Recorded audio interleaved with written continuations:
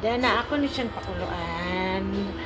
Mo ni siya akong pakuluan. Lemon, ginger, ahos, sibuyas. Ako na siyang pakuluan ra guys. Kanya mo ni ako ipanghinubig kay daghan nag mga sakit-sakit. Nindot gud siya, magkalingaw ko gihin, nagihin ako. Ay, hinlo kayo akong ihi. Nindot siya. Magkibahel-bal na taan eh, kawa tay kwarta taon.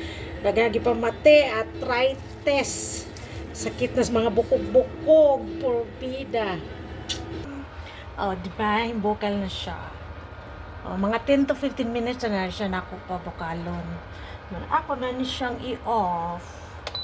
Ako na siyang palamigon diha. Usa na ako ibutang sa akong sudlanan. Ako isod sa ref. So, uhawon ko mo ni. Ako nang imnon siya. Okay lang. Wala lang.